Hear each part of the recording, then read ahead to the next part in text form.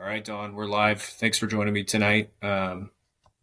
Just wanted to meet with you and talk through your career. And so it's my understanding you are an author. So maybe we could start with how you became an author. I also noticed that you're a best-selling author and what that means and just kind of how you got to where you are today. We could kind of expand on that. Sure. Let's see. I didn't go to school to be an author. I went to school to be an economist. So that's what I did for a long time in the economic development industry. And I specifically worked on economic incentives to create jobs for Americans and other places and rebuild economies and attract industry and investment. Then I decided that that was kind of boring, and I got tired of giving people bad news all the time about why they probably couldn't compete with some of the new powerhouses that were coming down the road. So I decided one day out on the porch of the Vinoy Hotel in St. Petersburg, Florida, that I was going to write a tell-all memoir about how we put together all these, secret backroom deals, which they kind of are. So it was kind of an expose. And all my industry friends were like, "You can't do that. I mean, this is a secret. We keep all this stuff secret." I go, "I'm going to do it. It'll be kind of fun." Yeah. And I got criticized for it at first, but then what happened was I just went to the 55 most influential people in the world that do this stuff, and they all just spilled their guts and loved being in a book. So they all got interviewed, and they ended up telling everybody how great it was, and so it became a bestseller in the industry. I think it still sells, probably hundreds of copies a year to people in the economic development field, because it's the only time we've ever interviewed so many thought leaders and had their how they do it kind of tricks. And a lot of them are retired today, but their stuff is still pertinent. So that was my first book, and I think that was in 2006, maybe. What's that one called? The Curious. little black book of economic development. So Okay. it's a tell all kind of behind the scenes kind of thing, and fun book. Mostly it was just an assembly of interviews. So it wasn't like I had to have a lot of creative writing ability. Got it. But I kind of got the urge to become a better writer because of that book, and decided I wanted to kind of try my hand at it again. And I was going to kind of leave the industry and focus on books. And so then I, coming off a really great selling first book that everybody seemed to really snap up, I wrote my second book, and I got my first real introduction to humility. Okay. It was called, gosh, now I got to think about it. It's been 26 books ago. Wow. Let's see. Gosh, why can't I think of that book? Anyways, it was, Who Moved My Smokestack? So it was all about why jobs are leaving America. Okay. And, I thought it was a great book. Random House liked it. They put it out. And we had about 226 people that bought it, which in our industry is considered a flop. So I worked the whole year on that book, thought it was really great. And apparently only 226 other people thought it was great too. So it was really a miserable flop. And I had to I almost quit writing, to be honest with you, because I was so disheartened by it.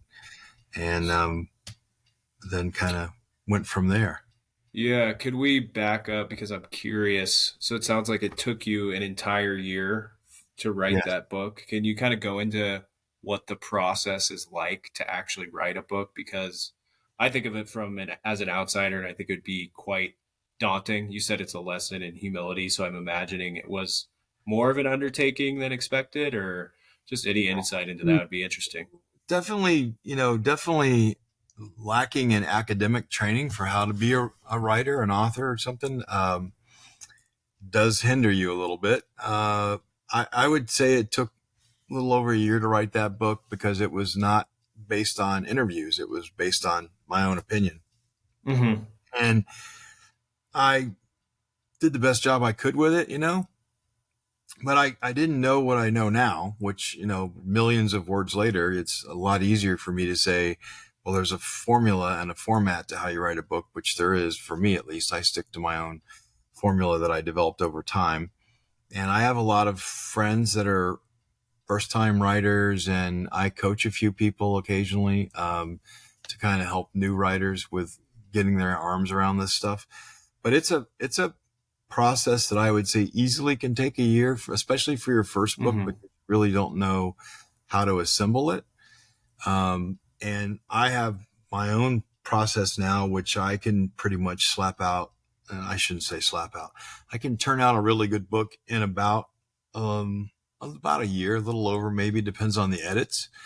Mm-hmm. Uh, and then the hard part starts. You have to sell it. You have to market it. You have to get people to buy it. You have to find either somebody who wants to publish it, or you have to convince people to buy it independently as, what we call a hybrid publisher. And that's the new thing that's a lot of authors, even the big ones are doing that now. They own their own publishing companies, which I do as Mm-hmm. well. Okay. And, and then we sell it either to publishers or directly. We get our own shelf space because we've negotiated. We have enough sales to where people will listen to us. And that's the good Interesting. part about being a bestseller, is that you can negotiate with a little bit of leverage, because you just say, well, I've got X amount of people. We call them librarians, but not in the sense that you're thinking. They're people that buy everything you write. So Okay. we refer to them as librarians. I said, well, I've got, so many librarians. So we know we're going to sell X number of books. So if you publish this, you're going to make this much money. And that, believe it or not, it's the most powerful tool you have leverage wise in negotiating a book deal. So where are you now in terms of number of librarians? I think you said about 220 people bought that first book that you wrote. And then, I mean, maybe we could expand on that. You think about quitting, and then obviously you decided to push forward. So, Well, I have um, I have some I don't know what you'd call them, stubborn fans from the beginning. I mean, mhm. probably those 226 are still legionnaires in my little community. Okay. They've been around for all the books, and they hung in there through my learning curves and everything. I would say I don't really know how many we have right now. I don't track my librarians. I would guess they're upwards of 100,000. Oh, Uh, wow. but we sell more than that, because we sell other people that just stumble upon your book and buy it. I mean, they find it on search engines or however else, and or through watching something on TV, or they hear you on something like this, on your show, Hmm. and Yeah. they decide, I'm going to go Google them, and you know, they take a look at Amazon or whatever bookstore they're looking. I mean, we're on all the bookstores. So, I mean, there's like 50 platforms, but Amazon sells, and I hate to give them a plug, but I'm going to say it. I Yeah. mean, Yeah. they sell like 95% of all the books in the world. I mean, so Okay. they're the gorilla in the room, whether you like it or not. And most people find me on Amazon. I mean, I'm, God bless them. They figured out a market and how to rule that market with books, and they turned it into what they are today. Jeff Bezos is probably the richest man in the world, if not, close Yeah. to it. He's up there. And it's they are a force to be reckoned. They negotiate and strong arm their authors very hard. I mean, we have pretty difficult conversations sometimes with their people, especially on how to get publicity. I mean, they can force you in a certain direction, and they have the exposure. I mean, so Hmm. you don't get into their search engine and into their recommendations, you won't get found. So what are the economics of selling books on Amazon? What, if you're able to share, what is their slice? What's your slice? It Well, sounds I like you own your own publishing company too, right? So I would yeah, imagine that you don't have to pay a publisher. yeah, that's true. I have a little bit higher margin because of that, unless I do a traditional. I mean, I've done both. So I've done traditional publishing and I've done hybrid, as I call it. And some of the biggest authors do hybrid. They go to the publishers and say, this is my book, and I'll allow you to distribute it, but I don't want your editors. I don't want your markups. I just want you to distribute it and take your slice for being a distributor and having book space. And Hmm. those are tough deals to negotiate. I've only done it a few times. Usually I snub honestly, I use the mystique of snubbing my nose at them and then letting them come back to me and say, why didn't you come to us? I mean, hey, we like this book, and Yeah, yeah. find that approach works better if they watch everybody. But the generally an author, depends on how much they mark the book up. Yeah. If you look at a traditionally marked a price book in the marketplace today, I believe it's floating up closer to $30, depending on the size of the book. And I'm talking about a fiction book now, so a novel. So Mm-hmm. Mm-hmm. I write novels now. I used to write nonfiction, Mm. and I kind of said, done with that. And I went to bigger books like novels a few years ago. Interesting. So a book like that, probably $28 to $30 a book for a hardcover for sure. And if you figure an author can maybe make 20%, so $6 a book if they're lucky. Okay. I don't price my books at their maximum, so I try to keep them affordable. So I try and stay around 19 to 20, low 20s, on a book. So you're not going to make as much, but you're going to not also make it as difficult a decision for your fans to buy your book. So Mm-hmm. Mm-hmm. figure still about 20% on most books that we can profit. Now, when I say profit, I'm talking gross profit. You still have to pay all your costs like covers, interior, content, editing. There's Mm. four different types of edits. I mean, you have to use different editors for each edit. You have to pay for all that up front. So that's your sunk cost. And your gross profit of maybe 20% doesn't take into account that you still have to cover your sunk cost. And So I always go into it knowing what that is. yeah, so typically we're talking maybe at the end of the day you're making 5%, or is it closer to 10 net? It depends on the sales, Connor. I mean, Okay. if you Yeah. sell 20,000 books, I mean, you're probably gonna make closer to 15, I would say. I mean, let me give you an Mm. example of what it costs to do the other work, so you can have an idea of the break-even point. It's Yeah. easier to reverse engineer it. So there's these four different types of edits. You have a developmental edit, which is just ideas. Is this idea entertaining? Do the readers, does the editor think that this book is going to be entertaining to the readers? Are they going to find it interesting? Does they have what we call an emotional hook in the beginning? Do I have an Mm-hmm. emotional satisfying concept and ending? When I get to the end, are they going to feel like it was really worth their time? So that's a developmental editor. Their job Mm-hmm. is to tell you, how do I feel? How does your book make me feel? Okay, some people skip that. I don't. I don't skip corner. So, and they can be brutal. I just got one back on my latest book that I'm trying to turn out next year, called The Ninth Templar. 40 pages of notes. 40 pages from one of the best editors in the world, one of the biggest editing companies in the world. One of the biggest publishers in the world, which I shouldn't mention because then she would probably get in trouble. But I know a lot of people in the industry after all these years. Okay. So, and she loves my genre, which is adventure thriller. She gave me 40 pages of notes, and I'm still working through all of it. I texted her today and said, yeah, I'm about Act 2 right now, and I'm about chapter 16. And I don't agree with all of them, but, she gave me some great ideas. Uh, Mm-hmm. and so, something like that's going to cost you $4,000 an edit like Okay. that. So that's about what you spend on a developmental edit, $4,000 to $6,000, depending on how big the book is. This one's it's a whopper. It's 445 pages, so it's Wow. a big book. Um, then you have after that you go to what we call a copy and line edit.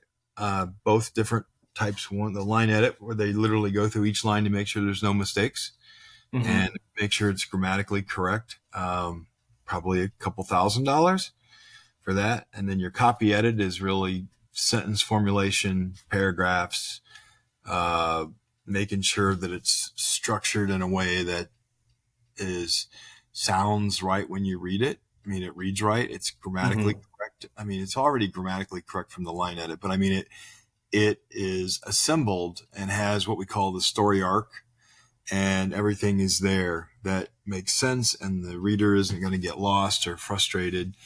And so they're more like an engineer. They engineer the book to be designed to feel good for you and not make you struggle to read it. And then, of Mm-hmm. course, at the end, you have what we call the format edit, which is where they actually lay it out for how it's going to look in the actual printed format. So so the copy and line edit probably costs $6,000 or Mm. maybe eight. And then your format edit is the most least expensive, probably less than $1,000. And then you have your cover. You can spend a few $100s on a cover, or Mm-hmm. you can hire, just like anything else, you can hire a New York Times best-selling cover artist, and it'll cost you $3,000 to $5,000. I don't skimp on most of that stuff, so I think my current cover cost me about $3,600. So now you can kind of reverse the math there, and I've got about $30,000 in this book. So Yeah. whenever people tell me that authors, like my oldest son said, "Well, Dad, you have it so easy because, really, what expense do you have to turn a book out?" I said, "I got to stick $30,000 into a book, son, before somebody buys one copy." And now you And can do your math in reverse, Connor, and see how many books I have to sell to get ahead of the game. yeah, can we go back to gross margin? What was it? Was it 20%? Yeah, that's about Okay, right. so you're making maybe $4 a book. You put 30,000 into it. You have to sell 8,000 copies to break even. I always say 10 just to be 10? safe. Yeah, I always say 10,000 copies because, I mean, there's the fudge factor of maybe I get a bunch of beta readers, which I didn't even tell you about. So I get a bunch of people to read it after I've done all those edits. I get, maybe 5 to 10 people to read it and tell me their thoughts. And then I might even make changes after they read it. So each beta reader might cost me $500 Mm, to read the okay. book and give me their real comments back. So yeah, you can. I always say you got to sell about 10,000 books for a big, well done. And when I say this, it's that novel will be really well done because you're using the best people in the industry that know their stuff. I mean, they're not Mm-hmm. give you bad work because you tell everybody else in the author business. So if you really spend the right amount of money on a big commercially viable novel like the Ninth Templar, it's a $30,000 project easy. Of course, Interesting. I'm on my 11th rewrite, just so you know, 11th, 11th rewrite. And how long has that taken? When did you start 14, writing this novel? 14 years, For 14, this novel. yep, 14 years. So it's kind of stepwise where you're working on multiple books at the same time and that way, because I I would had to, imagine you've released books over the past oh, 14 yeah. years, right? Yeah, Yeah. I mean, this was my first real big idea that I discovered for a conspiracy theory, and the more that I went down that path to get knowledge and research on the Knights Templar and why they were such a mysterious order and what they found that everybody found so phenomenally interesting, and then of course all their unsolved mysteries yet today. They have like 4 or 5 major secrets that nobody's to this day knows the answer to. It was just a life-changing experience because it opened up so many contacts in the world of people that were interested in telling me what they knew, and it Hmm. hasn't changed. I've written, as you know, other books since then that I put out, and they've done well and been bestsellers, and they established me as a storyteller. I always tell people I'm a storyteller, really not a writer. I'm really more of a storyteller, and I have a whole lot of really good people in my infrastructure that are really good at making me sound good. And Okay. Very and cool. and it's really a team. I have people that I've worked with for years on my editing team, and we trust each other. They'll tell me that I'm full of crap if I'm full of crap, or they'll tell me that I'm being too this or too that, or I'm not. Of course, the whole woke stuff comes up, and I'm just not woke. I'm not Hmm. against it. I just don't write that way. I write. Yeah. I write, adventure thrillers, shoot 'em ups where people are shooting people and killing people, and they're always based on something real, and then I fictionalize it. But yeah, Interesting. I have good people in my infrastructure and my production team, and I've partnered with some really good people over the years, and that's the secret. I mean, it's a trial and error thing. I've had a lot of things that went wrong, and you just Yeah. buy the T-shirt and say, "I'll never do that again." Hmm. But I keep working on, like right now I have probably 4 books on my computer, and they're in various stages. A couple that are all the way finished, but I'm not happy with them, so they have to go through the edit process. Mm-hmm. I don't have time to do it because I'm working on bigger opportunities that I need to get out first. Like the Ninth Templar is it's optioned for a movie, and so I need to get it so that it's done around the same time as maybe they do the movie. So I want to get that out. I have the most recent book I have out called The Ghost of the Rio Grande. Hold on, I think I have it. Yeah, that's right. Oh, my little. So this one, Ghost of the Rio Grande, is my most current book, based on a real guy, really lived before World War I. And he was a guy that was wanted by the Texas Rangers, and they never caught him, so that he was called the Ghost because of that, because he slipped through them every time. And he that story was given to me by his great grandson, so it was handed down through the family, and I thought it was pretty fascinating how this guy uncovered all the weaponization of the Texas Rangers by the crooked politicians back in Texas in 1914, and they tried to kill him, and they didn't get him, and he slipped away and got away from him, and he helped uncover the German plot to keep the Americans out of World War I. Didn't do it on purpose. He just stumbled into it because he was there. And it's kind of a true story that I fictionalized, but it's about a real person that actually did do a lot of that stuff. And it's been a really fun project, and it's out right now, doing really well. We're getting ready to do the audio book on it in about a month. And we'll do that in LA in the studio. And it's a fun project. I mean, but it's like anything else, Connor. It's a business. I mean, just 100%. People don't even understand, like on the audiobook, I've always had audiobooks. I mean, all my books have audiobooks, and I get decent readers, and I pay, we didn't even talk about how much that is. I mean, so you don't read them yourself, you hire that out? I know. It's a pain. I would imagine it's a total pain. Horrible at it. I mean, come on. I mean, I'm just not good at it, and my readers deserve a professional that actually is a real voiceover actor. So I hire really professional voiceover actors to do the books. Some better than others. Sometimes I find out, but I mean, for the most part, I do interviews, and I have people audition and try out, and I always find somebody. But average audiobook you can produce for a couple $1,000, maybe $3. And this Ghost book that we're talking about right here is a really fun, action-packed book. It's got what we call a multicast. I've never done multicast before, so there's 7 different actors in the book. A couple really strong leads, a couple female people in there, and we've got 7 different actors and actresses in that book. 2 of well, I guess I shouldn't say 2 of the 2 most prolific readers in the world working on this thing. So they are like, I know Scott Brick last year won the audio equivalent of an Oscar. He's won it like 5 times. He's the #1 reader pretty much in the world in adventure books. And after a lot of weeks, about 6 or 8 weeks of negotiation, we convinced him to do it.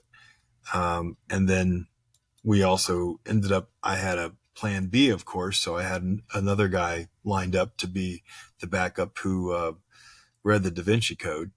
And he said yes too. So I just took them both. I said, well, let's combine this and make it a multicast book.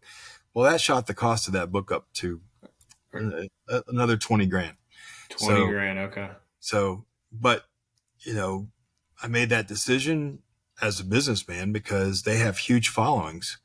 I mean, these guys have, huge. I mean, they've read basically every major New York Times best-selling adventure thriller. These guys are in the top. They've read almost every single book that you could think of. Jack Reacher, all of them. I mean, Tom Clancy, Steve Barry, one of my favorites. I love Steve Barry. And these guys kind of read my heroes' books. And so I'm like, I want those guys. I mean, just because they read my heroes' books. So, but we're hoping that rolling the dice on this thing pays off, Connor. I mean, We have no idea if we're going to get that much money back, but we're going to try it. Is the audiobook live right now, or how long has it been live for sale? No, the audiobook's not for sale yet. We're going to Okay. production in September. So we'll start in the studio in September. It's about a 2-week studio process. And then we have post production. So that'll be another month or 6 weeks. And then it also has a score. So it has music and it has sound effects. So they have a lot of stuff to lay into it. So Wow. it's like watching a movie without the picture. That's the only way to describe it. You're Yeah. basically listening to a movie without the pictures. And how much do you charge for that audiobook? Will you charge more for this one because of higher production, or are they all the same across the board? They all vary. I mean, I don't really know what we're going to charge for it. It'll probably, there's a formula for all that stuff with the audio production companies. Audible's one of the big ones, but there's a bunch of Mm-hmm. platforms out there, Hulu, all of them. We'll probably go to a distributor and say, what should we price it at? What's going to get the best sale? I mean, it's a numbers game. So Mm-hmm. you want to go with what's going to get me the highest number of sales with a reasonable gross profit that I can then begin to contribute to my sunk costs. But And I would, if I yeah. didn't think it was going to pay off, I wouldn't roll the dice on that much money. Yeah, so and I would think through I'm thinking through the audiobook, there's no cost of replication, right? Someone just is on No. their app, they Yeah. buy it, they download it. Yeah. There's no They're on variable cost. whatever that Audible has that where you can Yeah. charge every month and you get to listen to them. I mean, and they pay us a fee for that every month. But So that's the best way. what if you're willing to share, what would you say is best case scenario? You pay $20,000 to have this audiobook highly produced with the biggest stars in the industry. What kind of ROI are you looking for? Um, I think what I think we'll do is hopefully a couple things. One is I think we'll probably generate way more sales than normal. So I'm looking to increase our sales on audiobooks by maybe 100-fold. I mean, that's at least my goal is to make it a lot higher return gross as far as volume. So Mm-hmm. I'm hoping the audio side of this thing turns out several $100,000 at least. So Okay. we'll Yeah. see. I mean, it's a long term patient investment. Um, but you got to look at the sunk cost on and the good thing about it is that if this book works the way we think it will on Ghost of the Rio Grande, which is just a fun Western about that. We're really cars and horses clashing at the same time right before World War One. We still had people riding horses. We still had some people that had the money for a car. Mm-hmm. So it's kind of a if you ever watched John Wayne's last big Western, it was called The Shootist. One of my favorites. Kind Okay. of that era, and it's fun. So I hope that Ghost of the Rio Grande, when that comes out, really cranks out a lot of audio sales. So people love to listen to books. I didn't realize how many Mm-hmm. people listen to books. I mean, Yeah. when they first came out, I was really hesitant to spend any money on audio because I knew print books pretty well, and I was like, I don't know. But Amazon convinced us to do it, so I went with it, and it turned out okay. What's the cut the platform takes, like an Audible or an Amazon on the audio? I have You don't know off the top of really your no head. idea. I mean, I would say I'm trying to think of on the print side, it's about 40%. So Okay. about 40% of the face price is going to the publisher, not publisher, but the place that's printing and distributing it. So let's say like Amazon, Mm-hmm. Amazon, KDP, Kindle, they're taking about 35 to 40%. That's pretty standard, and nobody fights that because they have the market. I mean, you got to the rest of that is 60% goes to the author, distribution, marketing, uh, different things. Mm-hmm. But like I said, I don't think we clear more than about 20. That's Okay. probably, and I think that's probably aggressive. A lot of authors don't make any money. They not big authors, but I mean, a lot of small authors that Amazon really markets to the small author. they are lucky if they sell 10 books. I mean, that's the average sale of 10 books. So friends, Yeah. And it's you take a whole year to write this book and you only sell 10 copies. I mean, would you imagine there's a lot of authors out there that are they just do this as a hobby, or who is that author that's only selling 10 books? Or is that it's a exactly who you were a long time ago, or long time ago. Yeah, I mean, I don't think anybody, well, I don't think anybody should set out to write a book to make money. I think they should mm, write the book that they want to. I always say it this way. Um, you should write the book that you want to read, that the story you want to tell, mm-hmm. and something that you think hasn't been told well enough yet, or hasn't been told at all. Uh, Mm-hmm. and those are the stories that I like to find. So, like the Ninth Templar, nobody's really ever covered the Knights Templar the way I have, and that with I mean, Da Vinci Code kind of touched on some of it, but they just scratched the surface. But Dan Brown still did a great job, and he sold, I don't know, 80 million books or something. It was a lot. Wow. But I think you should write the book that you want to write, and you should do it because it's a passion. I don't think you can just decide to go full time into being a writer and hope to establish enough uh, readers to pay for your family's food and all your costs. It's really hard to be a full time author and pay your freight. It Mm-hmm. takes years. I did other things for years. I mean, 15 years probably, but I didn't become a full time author till 2016. So, Okay. Huh. it took me a long time to get there, and I wouldn't tell anybody to write a book to make money, although some people advertise that on the internet. I know. Uh, I think you write the book, that you want to read, or that you want a story you want to tell. I actually fired a publicist over this question. They said Mm. they were on the call with us, and they said there's only like 3 reasons that writers write books, and they were selling me and the executive producer on why we should go with them as the publicist, right? And they said it's because you want to be famous, and then it's because you want to be well known and develop a reputation of basically be known for something. And the last one was to make money. And they kind of went around the table with the people on the phone talking about what they thought about this great publicist's guru things. And the executive producer, who's a good friend of mine, came back to me and said, "What do you think, Don?" I said, "I don't write books for any of those reasons." And he's like, Mm-hmm. "I said, so you don't have my heart. I'm not convinced you should do our story." And I didn't hire him. And he goes, "What do you mean?" I said, "I write books of stories I want to see told because they're not being told, or they're not being told the way I think they should." And I said, Mm. "So I don't write books to be famous. I write books." Matter of fact, my family accuses me of being a recluse, that I hide from people and don't do anything. Okay. So Yeah. I don't do a lot of these interviews, Connor, to be honest with you. But Well, thanks for saying yes, man. you told me your story, and I said, "Hey, there's a good guy. He lives just north of me, and I should do this." And Yeah. also, you can be the proof that in 2023 I'm not a recluse. There you go. We'll get your message out there. I mean, to be honest, I'm just starting out though. We'll see what kind of audience I can develop, but I think We all that's had to do that. We all had to yeah. start. Remember, Yeah. 226 books Yeah, after yeah. after a bestseller that sold over 30,000. So that was a pretty humbling, crushing moment when I saw that we didn't. I wasn't resonating with this audience. I didn't know much about audiences back then. I just knew Hmm. one good book, and I got lucky on my first book.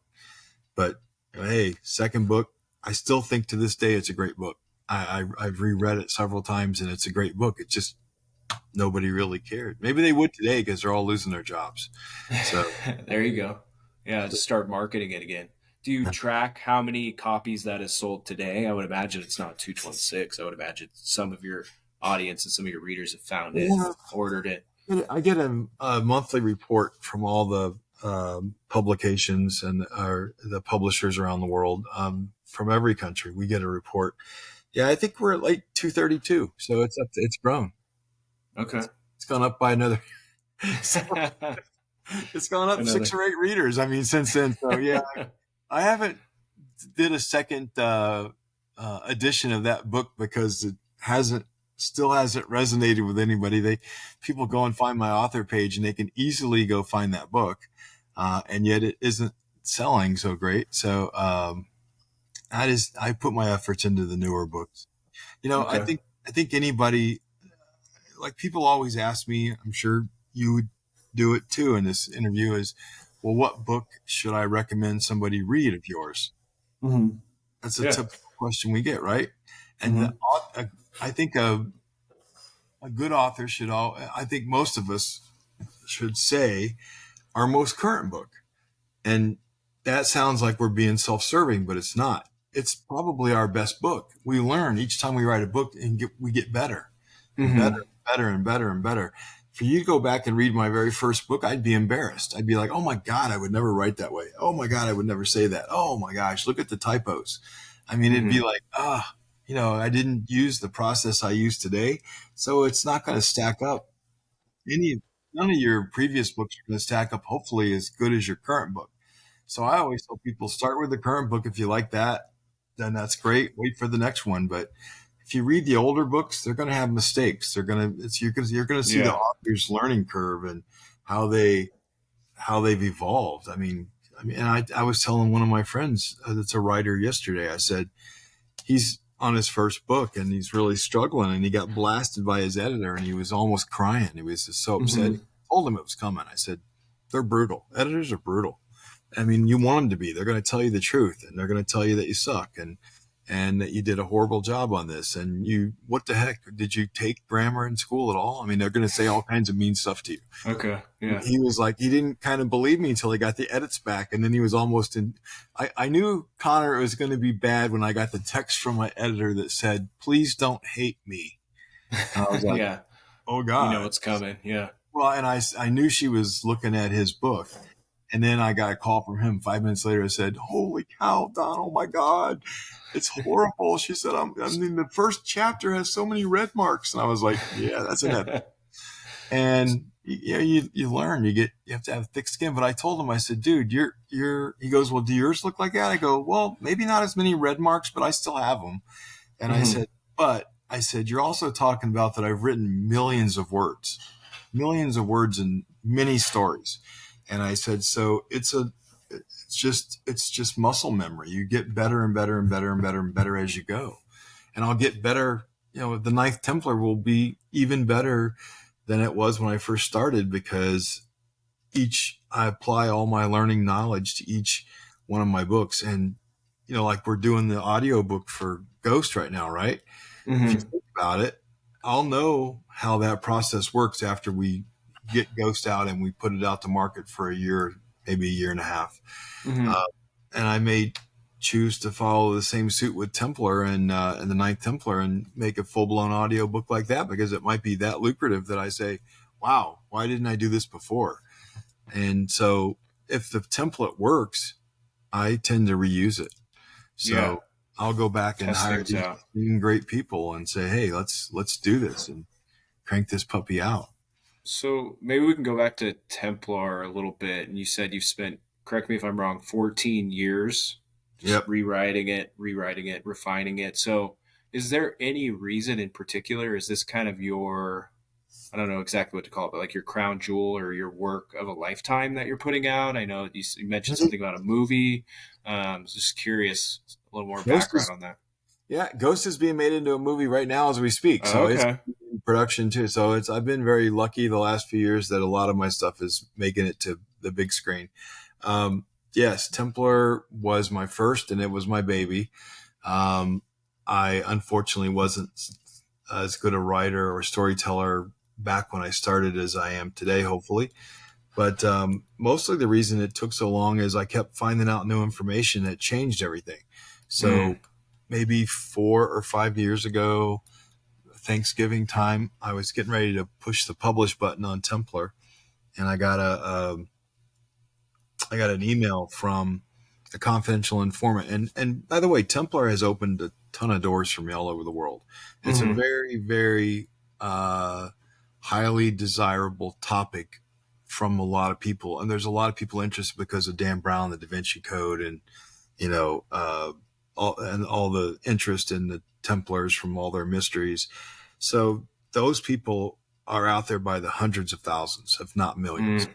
And I get contacted every week, many times a week, from people that want to either know something or tell me something. Or so I Mm. have a lot of what we call confidential informants, people that tell me stuff that they don't want to be common knowledge, including people that are really Templars. I have a lot of inside information, and I developed that over time. And each time I would get ready to do something, I would get a piece of information back from somebody who was credible, and I always vet it. So I always look to make sure, is this legit? Mm-hmm. I do a lot of time vetting, and then it comes back, and I go, wow, this kind of changes everything. I can't put this out and know this exists Mm. because now I'm misleading my readers. So Yeah. I have to incorporate this. So I've had many times where I've had to go back and reincorporate stuff that's, because remember I told you I like to write about stuff that's based on something that really happened, and then Mm-hmm. fictionalize it. Well, for example, if your villain in the book originally was a male, but then you find out, oh no, they're really a female, and Yeah. that's really what the scholars are going to say, that it was a female. Well, men and women are totally different characters, Mm-hmm. especially if you're making one a villain, right? Mm-hmm. That changed the whole book. I had to rewrite the whole book because the female is now, and now you know that the villain in the book is a female. So that was a huge game changer for me. I mean, they act totally different than we do as men. How do you look at that process? When I hear that, it just seems like it would be a daunting task. Be like, oh, I have to write Huh. this all again. Is that My how you look at it, or you're like, oh, this is going to make it even whole better? family just goes like this. Oh my gosh, are you kidding me? He's gonna start again. Oh, can't you just, here's my wife, can't you just put the book out and get it off our, Okay. I don't Yeah. want to Yeah. talk Yeah. about Templar anymore. Every time we go somewhere, everybody asks you about Templar.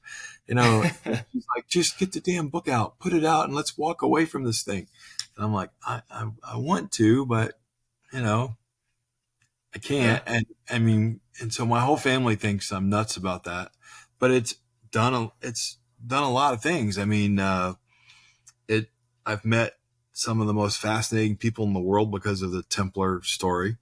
Mm-hmm. Uh, royal family members, scientists, wealthy billionaires and millionaires, and Huh. corporate executives and scientists and theologians and historians from all over the world. And a lot of them argue with me about different stuff, but it's a fascinating topic. I mean, at this point, it's uh, it's changed my life. There's just no way around this. Okay. I don't want to put out a story that's halfway baked. I want it to be really good. So, can you just go into a high level of who the Templar are or what they are? I think I've heard inklings of it, but just for the audience at a very high Well, level. of course, there's the Masonic Order of the Templars, which is a fraternal based organization. That is not the Templars I'm referring to. I'm referring to the nobility base. So the people that are from uh, noble bloodlines from Okay. Yep. Europeans.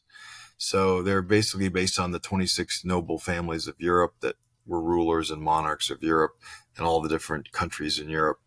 Um, you had to be a member of the nobility to be a Templar, and then they dedicated themselves basically as a group, like a co-op, to the cause of supporting Christianity and at the time in the Crusades in the Holy Land. And though they got defeated eventually after like 11 Crusades, and they got driven out of the Holy Land, but they had a lot of money because they Mm-hmm. were original lenders, and so they still owned a lot of places. They had like 11,000 fiefdoms in Europe, and Wow. some say they were richer than all the kings and queens of Europe because they had so much money that they assembled. When you joined the Templars, you had to give them all of your wealth, and they pooled that with. So what happened was the royal family members in Europe, the firstborn gets everything. They become the next heir, right? And the Mm-hmm. second born son, as they call it, the second son, basically either joins a monastery or, just runs around and is kind of a thorn in their brother's side. Hmm. So the Templars gave the second-born sons a noble thing that they could do. They could join the Knights Templar, be a member of the order, have prestige, and the father of the noble family just had to donate the holdings of the kid to his son to the order. And so the order ended up getting all these second sons to join the Templars, and they became immensely wealthy. And then Hmm. now the second son has a purpose that the father's proud of.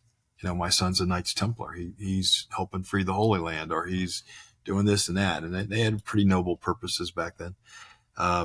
So that's kind of who they were. They allegedly discovered a big secret under King Solomon's temple in Jerusalem, that they ran off and talked to Abbot Bernard Clairvaux in France, who became what they call the doctor of the church. He was the Pope maker back then, and he endorsed them. And then they found these. Everybody has speculated on what they found there, everything from the Holy Grail to the Ark of the Covenant to proof of Christ's divinity, or proof the other way, that he was a person, or that they found a number of other secrets underneath the temple that nobody wanted to be known. Whatever it was, that the Catholics weren't real happy with it because it must have challenged their dogma for their religion, and the monarchs didn't like it because it, back then everybody claimed that they ruled by God. God appointed them, right? So they ruled because of God. Well, if the Templars found something that made all that a mockery, it kind of threatened the monarchs, and it also threatened the Vatican. So they kind of teamed up to get rid of them in 1307 on Friday the 13th. Is why it's a bad holiday, is Friday the 13th. Interesting. They tried to capture all the Templars on Friday the 13th in one big move. They got about 600 of them, but there were 20,000 of them. So a whole bunch got away. And today they're still a secret organization.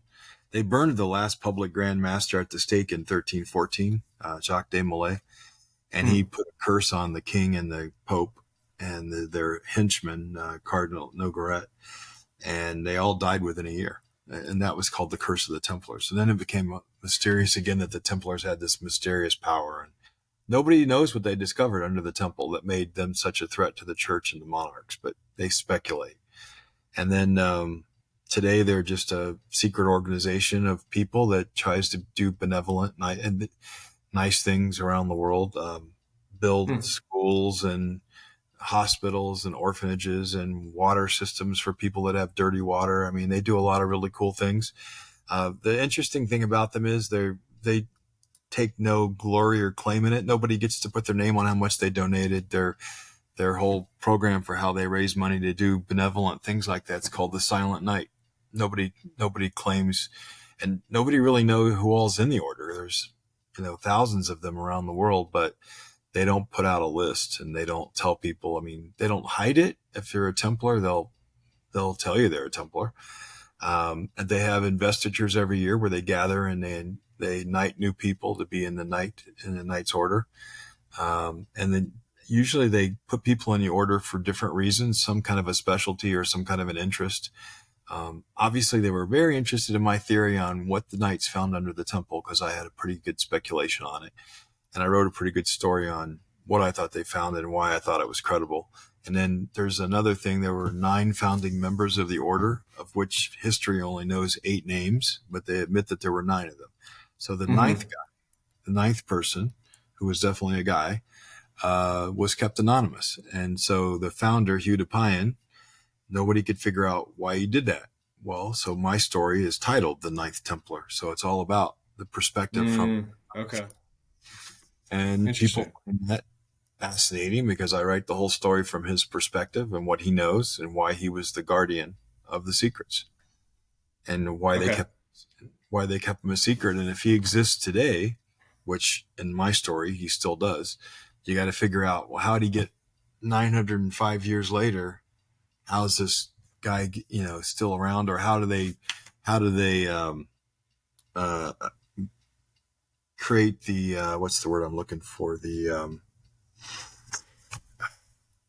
how do they create the next one? So how do they find the next ninth Templar if it's not the same guy? Obviously, there Hmm. must be a process for how they create their replacement. And so my story kind of goes through all of that and puts them up against their historical enemies. And that gets people to notice. I mean, you wouldn't believe every week people contact me and want to ask me questions about the Templars, and Interesting. myself included. I mean, when I was doing the research, I got contacted by some people that said, "Why are you asking questions about us?" And I was like, "I don't know. I want to write a conspiracy theory book," and Yeah, yeah. told the truth. And next thing you know, they're befriending me and giving me information, and the next thing I know, I got knighted. So now I'm a historian in the order, only Oh, American.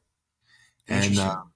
they, it's a, it's a, it's been a real cool honor. I mean, I don't, I'm not good at I'm not good at titles and all that Hmm. stuff, but it's still an honor to be associated with them. And they must like my theories pretty well. I mean, they seem to like them pretty well. And that's why I haven't been in a hurry to put the book out if it's got a mistake in it. If I find mistakes, I want to go back. Yeah, that So I'm makes sense. constantly correcting it, Connor.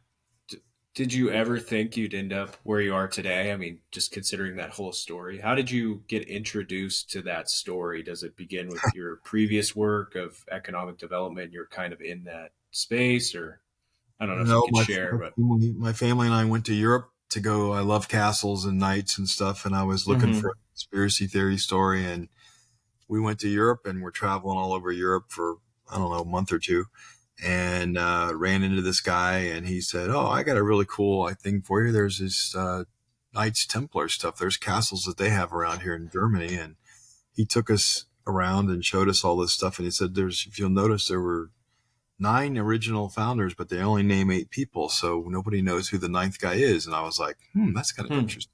Yeah. And so I kind of dove into that, and the story, uh, just and I met him at a bar. Hmm.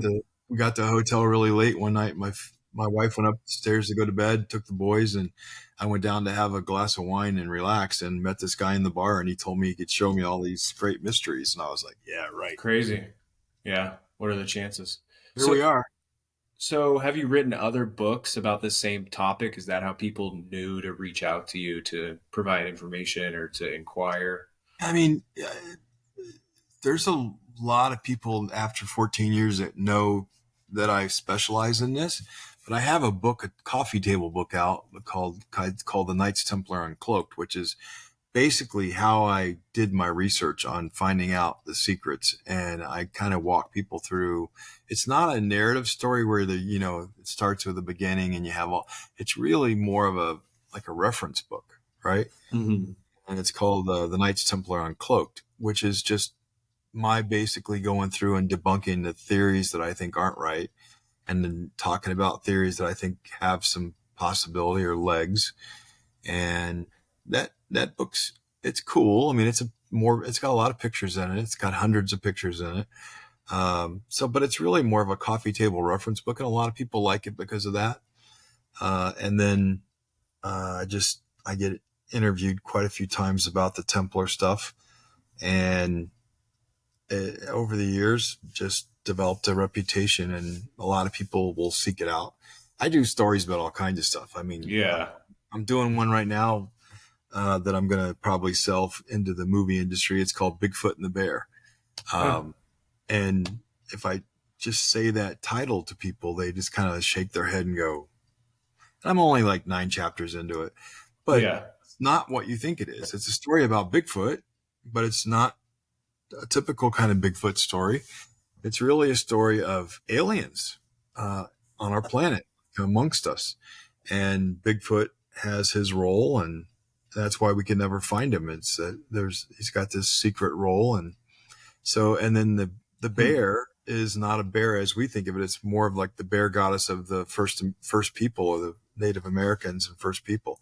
They have a bear goddess that they think it takes kind of the role of Mother Nature almost, right? Hmm. And Hmm. so this bear goddess is Bigfoot's girlfriend, and Huh.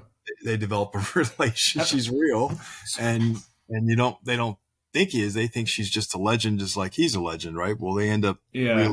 they end up really being together, and of course, then they have typical relationship problems as anybody else does. And I use a lot of the alien confidential informants I have to put a lot of alien conspiracy stuff into the story, but actually it comes from real reports from real people that study and work in the field of extraterrestrials. So I've laced that Hmm. whole story with real facts from real confidential informants. So when I tell people that, Bigfoot and the bear, they kind of laugh. And then I tell them, well, Bigfoot's girlfriend is this bear goddess she's controls Mother Nature basically. And Yeah. she's, Interesting. and they're both shapeshifters. And then people kind of look at me like this and I go, well, aliens are shapeshifters. I mean, don't you know that? And they're like, Yeah. Yeah. and then I'm like, yeah, I mean, well, and then they go, what do you mean? I go, well, it's a story about aliens, so, and they're like, oh, and then next thing you know, you got them hooked. I mean, Yeah. you got to get them pulled in, but I think it's going to be a fun story, but it's got to wait till I get done with Ninth Templar now. Cause I got those edits back and I kind of put Bigfoot and the bear aside and said, okay, let's work on this other one. So I'm curious how will you come up with your next idea? It sounds like you're researching a lot, you're reading a lot about real life events, and then how do you take that and turn it into a fiction story? I get, I mean, it's going to sound bad, but it's the truth. I get pitched every week on this. I mean, everywhere I go, Oh, okay. people tell me, I got this Yeah. story you should write. I mean, because people know I'm a writer or an Yeah. author.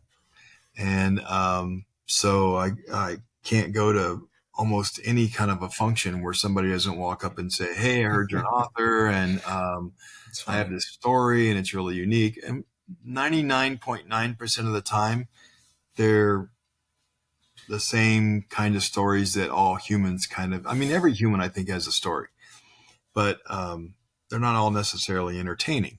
And, Hmm. and everybody has had bad things happen to them or incredible things that have happened to them. But most of the time I get my stories, Connor, from people that walk up to me and give me a line and I go, I tell me more about that. I mean, that kind of sounds interesting. Yeah. I'm going to give you an example in a second.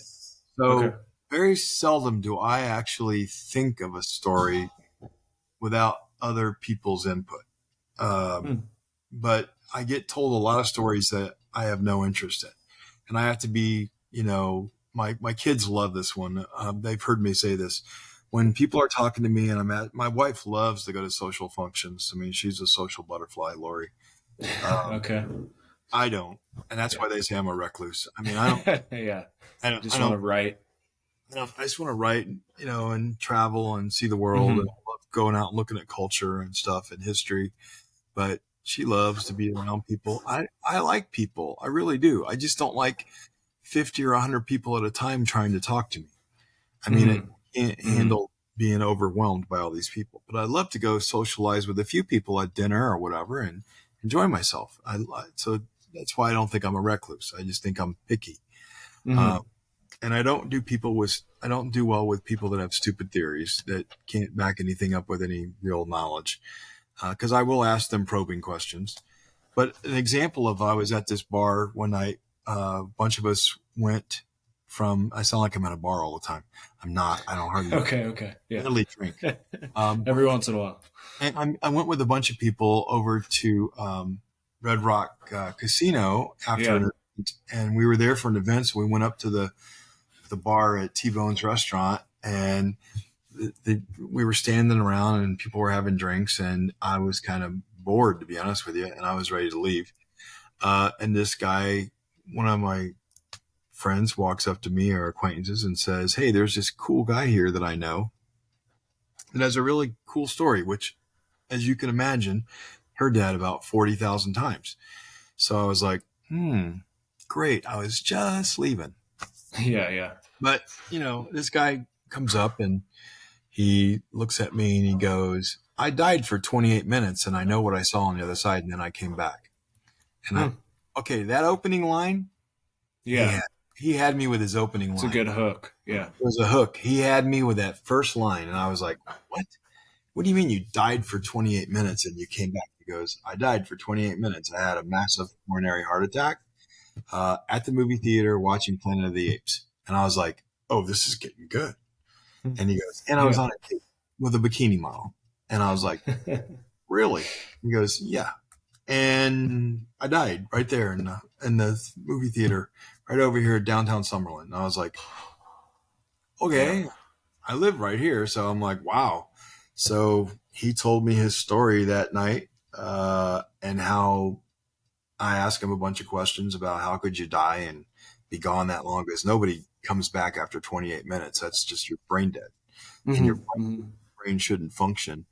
But he had all that stuff down pat. He had, and then I interviewed a bunch of the cardiologists that worked on him and the emergency room doctors and all the people, and everything checked out. So I helped him write his first draft of his story because I felt like it ought to be told, because it's nothing like what you hear about in religion about what heaven and all that stuff's like. Okay. It's a little scary. And it was a real eye opener for me, but this guy, he experienced it. I mean, there was no, I talked to the doctors and there was no, he was dying. No, he was toe tagged, going to the morgue, dead. He Wow. he That's resurrected. crazy. And to me, that was like, wait, this deserves some attention. Now, he still hasn't published it. He's, he gets shaken up when he talks about it because Yeah. he's a great guy, good friend of mine today. But Hmm. his opening line had me when he came up and said, I died for 28 minutes and I know what I saw. Okay. That was a great lead. I was in, he had me hooked.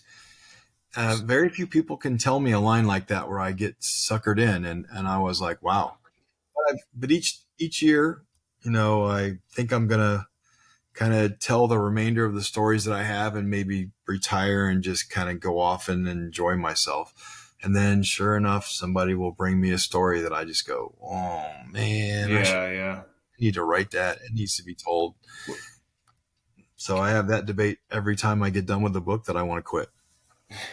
I was going to ask you that too, and then, but before we go to that, I'm curious. Can you give me an example of a really bad idea that someone will pitch you, or if you can remember a Yes. And recent it's one? going to sound really bad. The most common one I get, okay? You want the most common one? Yeah. Uh, and trying to think of the word. I'm not a misogynist, okay?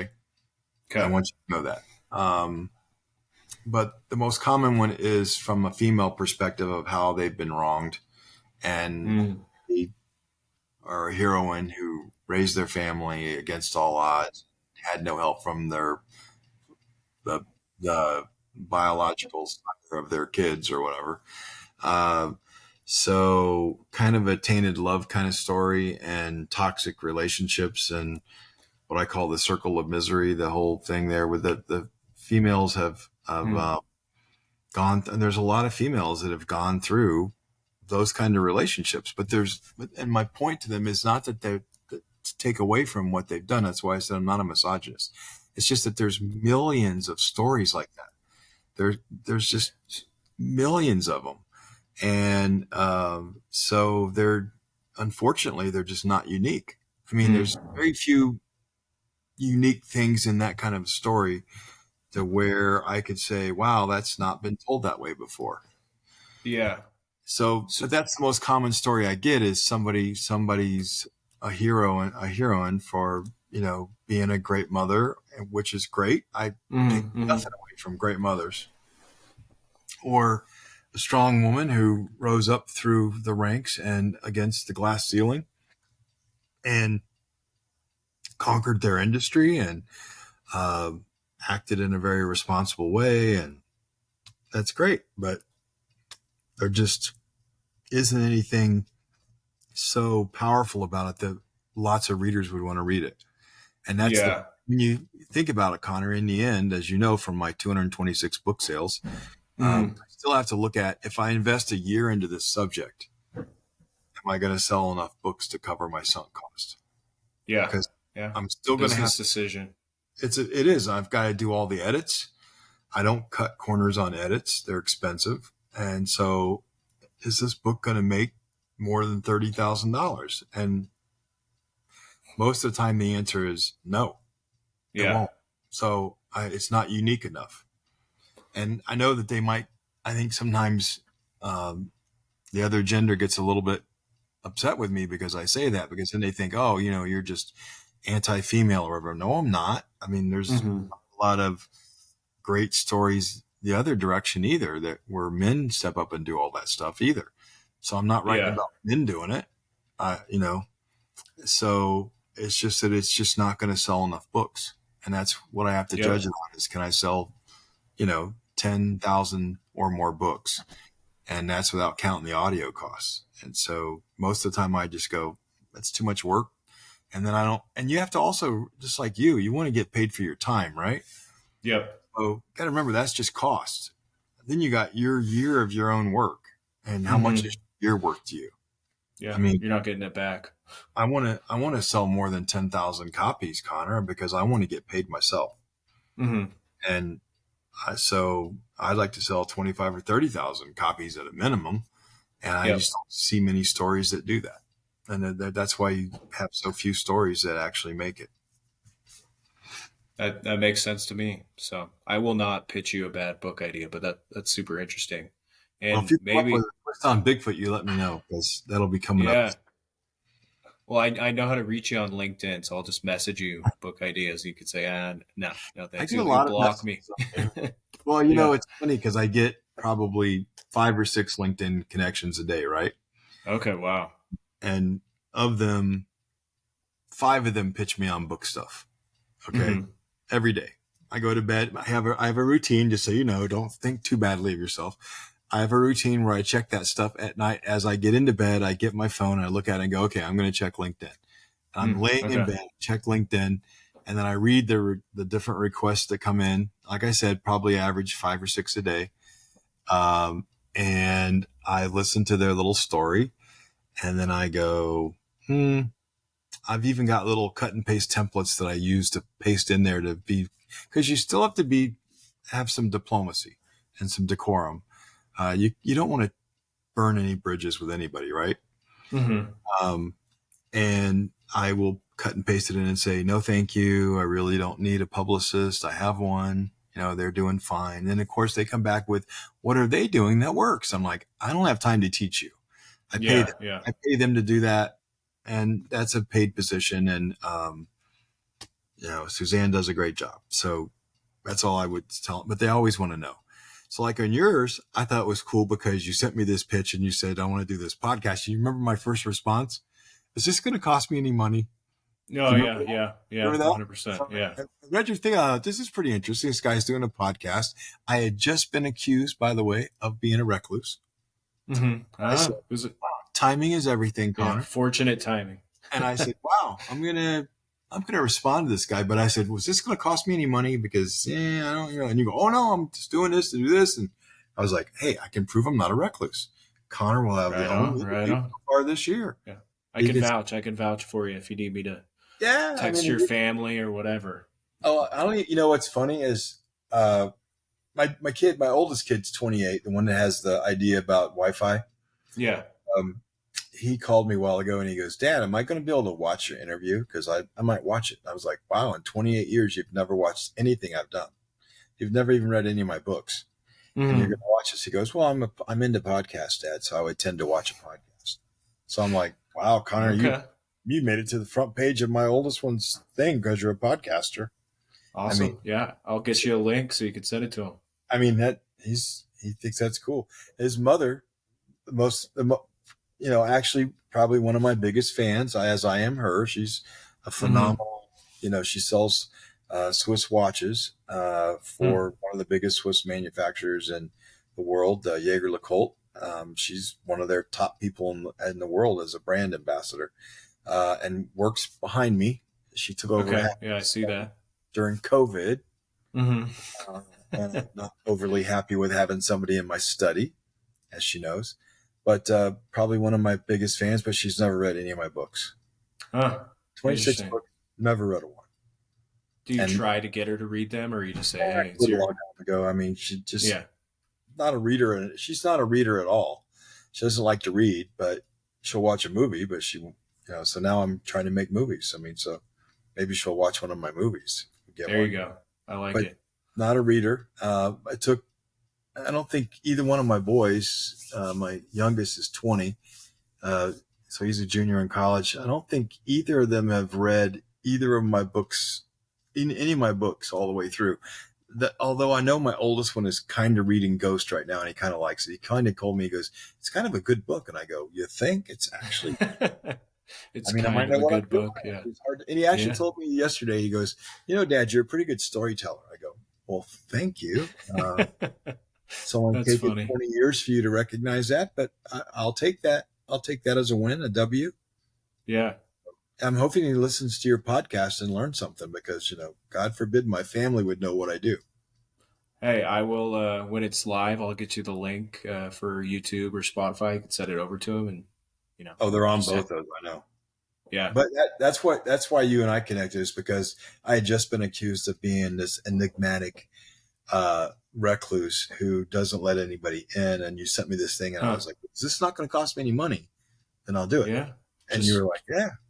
just an hour of your time and And then you were in Nevada. that's So I was right. like, Yeah. "It's Hour just flight away. So maybe I'll pretty cool." if, You get see down you here? if I'm ever in Vegas. I've come down to Vegas a few times a year, maybe. Oh, well, you have to let me know. Okay, yeah, Out certainly and will. we'll, I've we'll always wanted to go to the Red Rock, because I've heard it's nice. It's off strip, a little It's different experience. very nice. It's off the strip. It's very, very nice, very swanky. Um, I mean, it's like everything else in Vegas now. It's expensive, just like everything else. I mean, the Yeah. locals, we're all cheapskates because everything's so expensive and the tourists pay through the nose for so Oh much stuff. yeah. Vegas will But get you. when I first moved here, Connor, it was inexpensive to be here. No taxes really. And it was a great airport that flew almost everywhere. So Yeah. I could get anywhere almost direct. Mm. And I came here for the convenience of it. Now it's kind of turned into this swanky Hollywood hangout for all these different people, and it's gotten very expensive to be here. So I'm glad that I'm not paying today's costs on being here. That's for sure. Yeah, right. Because I would assume you bought your home quite a few years ago. Yeah, back in '08, before Yeah. during the last big real estate crash. My S- neighborhood hates me because I bought a house in here for the lowest price that anyone ever bought. This house sold for less than any house in this neighborhood, and established the floor, by the way, because I was Okay. a shrewd negotiator. And of course, that set the price for the rest of the houses after that. And everybody was like, "Oh my God, we lost our butts because you bought that house so cheap." And I was like, Yeah. "Cat Barrelhead speaks." Hey, it's different times right now, huh? It's Yeah, I crazy mean, in Vegas. It's crazy in Reno too. Prices up I mean, you here. guys got the Tesla thing going on, and Yeah. was it the Gigabyte factory up there? Is that what it's called? Yeah, yeah, the Gigafactory, I can't really say much because I'm one of these people, but the Are you a Tesla? Californian. No, no, I'm a Californian that actually moved out over to Nevada. So I don't know where you were from originally. I think you mentioned Florida earlier, but No, no, no, no. I think I lived in Florida one time, but I'm from Ohio originally, from Dayton, Ohio. okay, I'm a from Buckeye. Ohio. So I'm part Very of the nice. Buckeye Brigade. We go out all over the world and try to spread the good news of being a Buckeye. And Okay. absolutely, a nut with absolutely no value and horrible taste, by the way. Gotcha, That's gotcha. the story of the Buckeyes, dude. So, but yeah, no, I'm originally from back in the Midwest, and I've lived all over the place. But we've been here since '08, so we like Vegas pretty well. Yeah, Nevada's good. It's not bad, but yeah, I think we kind of wrap up here. Maybe appreciate you taking the time, especially you're no longer a recluse, so I think that's great. And maybe we could just end with advice for someone that's maybe in my shoes or an aspiring author. I mean, what does it take to be successful? It sounds like it took you quite a few years of hard work. Is there anything else or any advice you'd give to someone out there that's trying to make it? Well, as much, I mean, to simplify as best I can, it's a tough question. As one is you have to be committed to the process of becoming successful at what you do and have a Hmm. passion for it and realize that you're going to be offended a lot of times by people that tell you that you shouldn't do it. and that you have no talent at it, which I've been told all those things, to be honest with you. Yeah. Uh, and you have to decide if you're going to persevere and stick with it, why, and is it going to be something that you can make a livelihood at eventually? And then you start asking people questions. I mean, how they did it. I mean, is you you look at the people that are successful, and you try and do the things that they did, Hmm. and you don't take advice from people that aren't successful because they haven't succeeded at it. And Yeah. so then you start to model kind of who you are and what you want to do and how you're going to do it. And then you have to decide a process for me, for writing a book. I have a template for how I do it. I do a chapter outline. I do a really quick executive summary of what this book's about.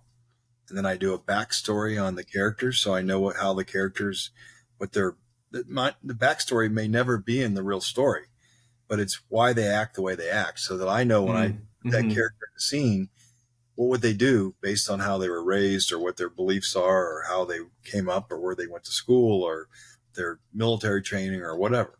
Um, and so you kind of come up with a template and then you start to write. And I always tell everybody that wants to write, take a chapter outline of your story and break it down to steps and just write 2 or 3 sentences about each step, about each what you would consider to be a chapter in the story.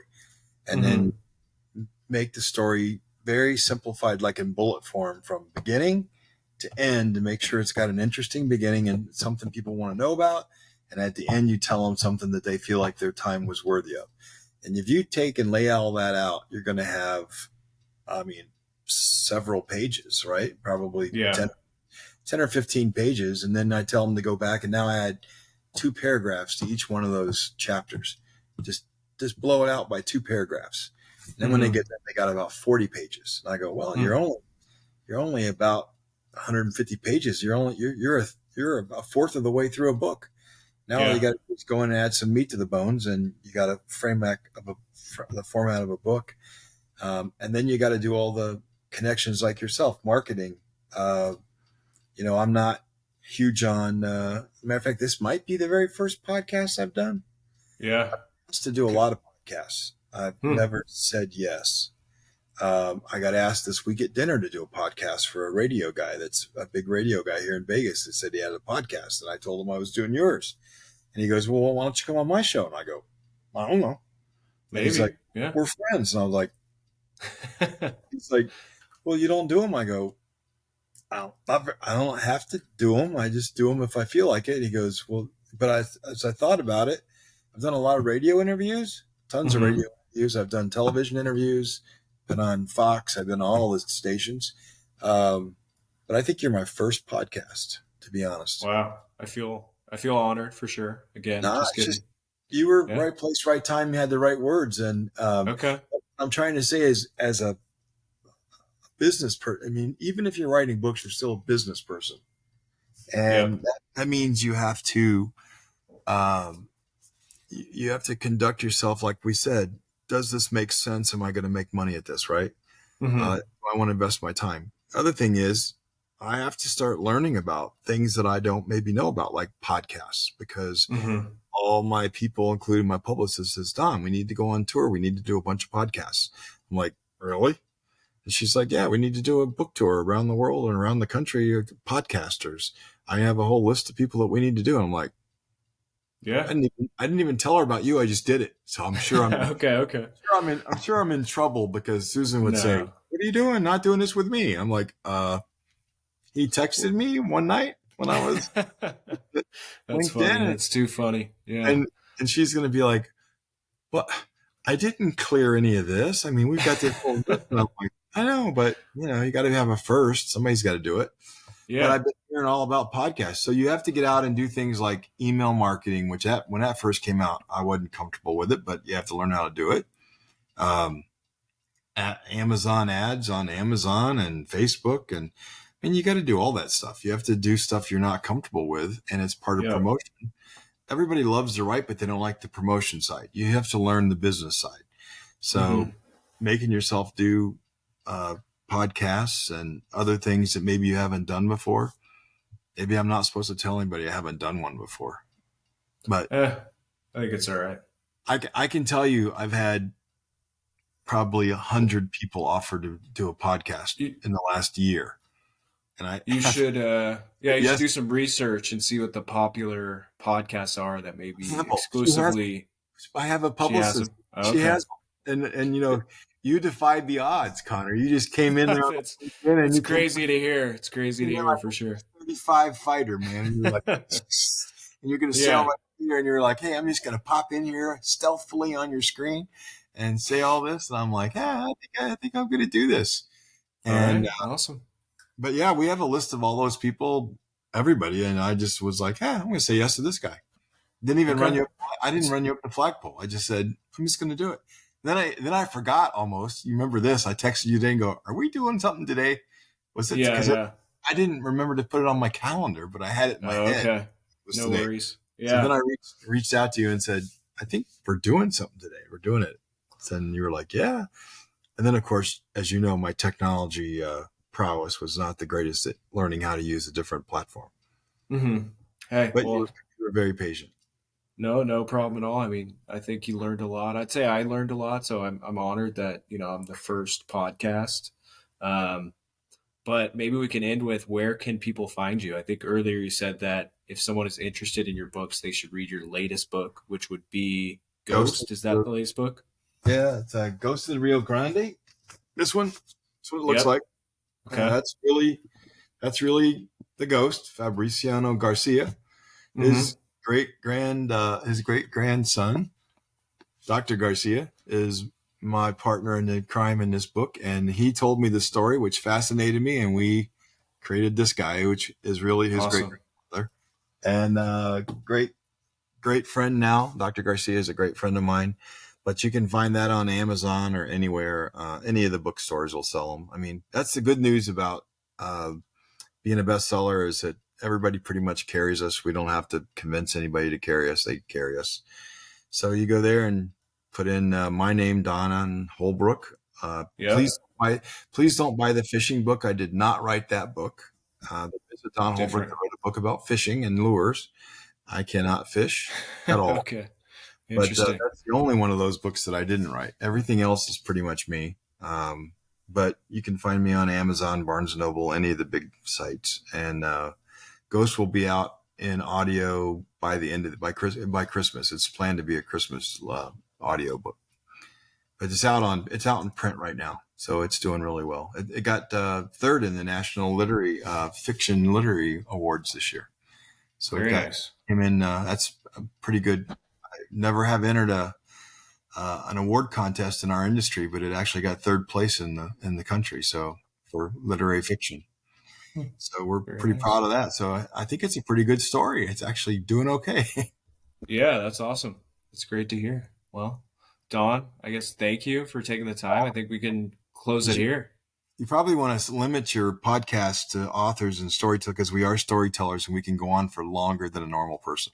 Yeah, well, I mean, I learned a lot. I think that's kind of my reason for doing this is getting a glimpse into other people's careers and lives and passions. So it was super interesting to me, and I learned a lot about what it takes to publish a book and be a Stay quality out. storyteller. So Well, yeah, and just so you know, so your listeners can know this, the other big question I get besides everybody telling me their stories at parties, Connor, is that they always want to know how to write a book, right? Or how to do it. So I put a book out. If you go look at it, it's the kind of from kind of soup to nuts. That's not the title of it. I can't even remember it. It's a kind of a soup to nuts, how to write a book and all, what you should pay for all the different resources and who does a good job and who doesn't. yeah, It's really everything I know about publishing and how to either self-publish or find a literary agent, which is really hard. But it tells everybody how to write a book and how to put it out, right? Because that's the biggest question I get. And I made it, whatever the cost of printing is what I made the book. I think it's like $2.99 or something. okay, So I made it so cheap because I'm not trying to make money on it. I want people to look if I know it, it's in that book. It's all about how to do it. And so if they want to learn everything that I know, just go buy that book, read it, and then they can ask me questions. Or I'm easy to find. I'm all over the Okay. place, especially for you. You Yeah. seem to have it down pat. LinkedIn, right? Well, you're like an F-35 fighter, though. You command Yeah, it up yeah. Timing's everything. So timing and just yeah, keep that that in stealth mind. approach. But good luck with everything and just stay at it. Like I would tell anybody in the writing Okay. and business or anything, just stay at what you love to do and make it a passion. And if it's meant to be, you'll find a niche and people will they'll reward you for it. I mean, Okay. readers No, that's reward me by buying the book, and that's probably the greatest blessing you can have is somebody buys your book and then they give you a review, which is really fun to read. I love yeah. reviews.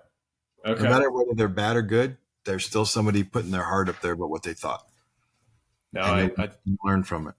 I think that's awesome advice for me and everybody listening to. I'm just getting started out. Gotta stick Well, with good it. luck with all this, Hang and in if there. you decide to do more or you come down here, let me know, and we'll Yeah. uh, we'll go have coffee and talk.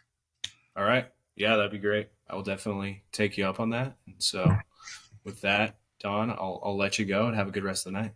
All right, you too. Take care. All right. Bye bye. Thanks, Don. Bye.